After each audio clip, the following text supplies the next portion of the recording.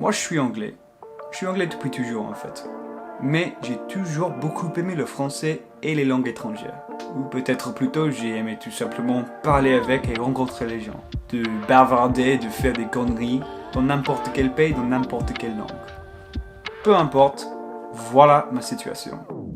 J'ai vécu 1 an en France, à Lyon, ou plus précisément 10 mois. J'étais assistant d'anglais. Je l'ai fait parce que j'ai pas pu le faire pendant ma licence, qui était le français et l'espagnol, à cause de la pandémie.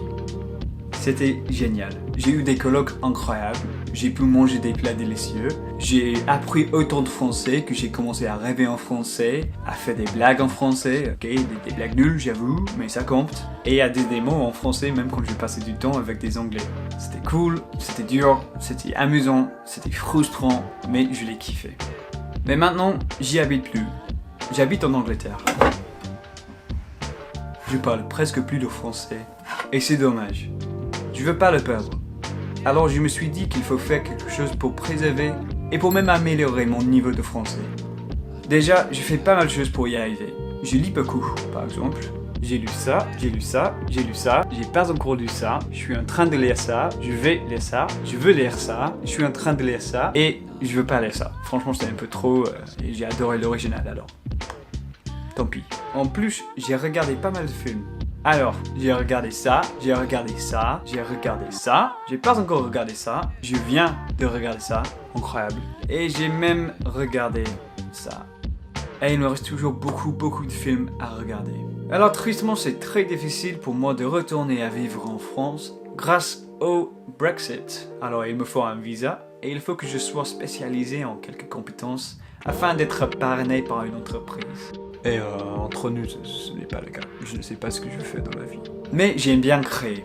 Et je crée cette vidéo ce que vous êtes en train de regarder. Peut-être à l'avenir je retournerai en France, mais pour le moment je fais tout ce que je peux pour pratiquer. Alors, le but de cette série, c'est de montrer ce parcours. Je vais regarder une série française qui s'appelle Marianne. C'est une série heureuse, je sais pas pourquoi j'ai choisi ça, mais voilà. Et je vais vous montrer ce que je fais pour apprendre de nouveaux mots et de nouvelles phrases en français. Après un épisode, je vais vous donner un résumé. Et dans ce résumé, je dois utiliser quelques mots ou expressions que je connaissais pas avant. Et je vais le faire sans préparer. Et peut-être avec une limite de temps pour ajouter de la pression. Je me déteste.